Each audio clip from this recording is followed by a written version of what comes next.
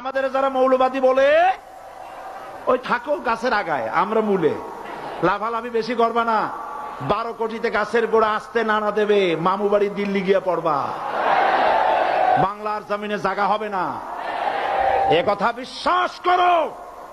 বাংলাদেশের মুসলমানদের শরীরে এক বিন্দু রক্ত থাকতে শয়তানের তৈরি করা ধর্মনিরপেক্ষ মতবাদ বাংলার জমিনে কায়েম হতে দেওয়া হবে না, হবে না।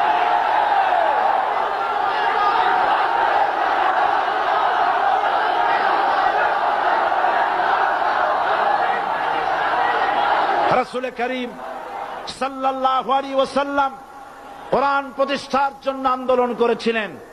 আয়াতুল কুরসি আমাদের সে কথাই শিখিয়েছে।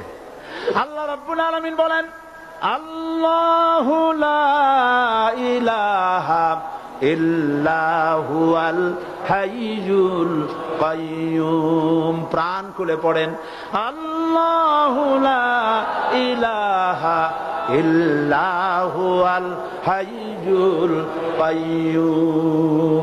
আল্লাহ হচ্ছেন তিনি, যিনি ছাড়া কোনো ইলাহ নাই, আইনদাতা নাই, বিধানদাতা নাই। আমরা মানুষের তৈরি করা আইন মানি না।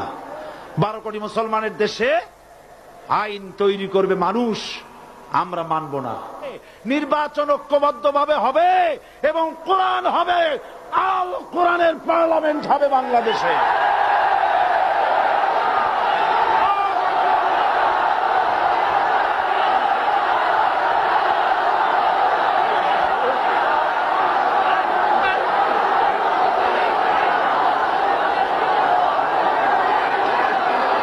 চট্টগ্রাম থেকে স্বাধীনতার মহান ঘোষক প্রেসিডেন্ট জিয়াউর রহমান সাহেব দিয়েছিলেন।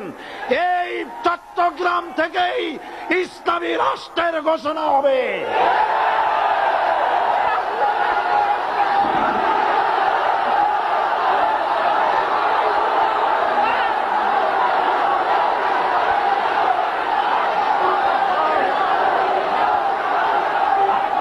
আমি আশাবাদী আপনারা অবশ্যই তা পারবেন। আমি 100% বিশ্বাস করি ইনশাআল্লাহ।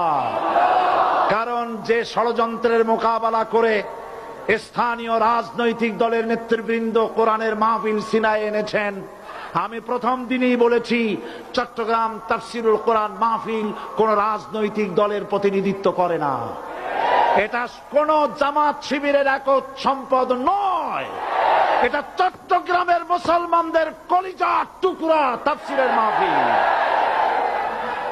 সুতরাং 144 ধারা 288 হয়ে গেছে, ষড়যন্ত্র পায় পায় চলে গেছে।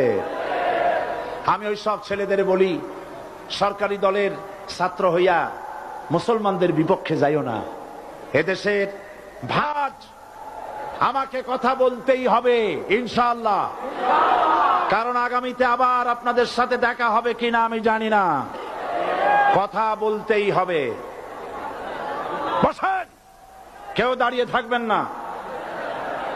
আমি দেখতে পাচ্ছি বাংলাদেশের ভাগ্য আকাশে উত্তর গগনে কালো মেঘ জমা হয়েছে, ঝড়ের পূর্বাভাস লক্ষ্য করছি।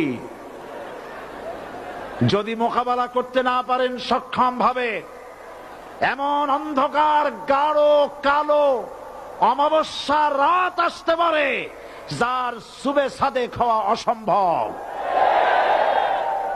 সুতরাং আপনারা কি কাপুরুষের মতো কাফের মুশরিকদের গোলামি করে মরতে চান? বিড়ালের মতো 500 বছর বেঁচে থাকার কোনো লাভ নাই। সিংহের মতো 1 ঘন্টা বাঁচতে চাই। আমাদেরকে বলা হয় সাম্প্রদায়িক উস্কানিমূলক কথা নাকি আমি বলি। পত্রপত্রিকা দিছে না তারা, সাম্প্রদায়িক উস্কানি কথা। সাম্প্রদায়িক উস্কানিমূলক কথা বলি, সেই জন্যই বোধহয় শত শত মুসলিম আমাদের কাছে এসে মুসলমান হয়। মানুষে আর বোকা বানানো যাবে না। যাবে কি? আর বোকা বানানো যাবে? তারপর বলছে কি, এরপরে বলছে আমাকে বলছে রাজাকার। শুনে রাখো চট্টগ্রামের লক্ষ লক্ষ জনতা, পার্লামেন্টে যখন আমাকে এই কথা বলা হয়েছিল, আমার পার্লামেন্টের কলিগ জাফরুল্লাহ চৌধুরী সাহেব বসে আছেন এখানে, হ্যাঁ, জাফরুল ইসলাম চৌধুরী বসে আছেন পাশে।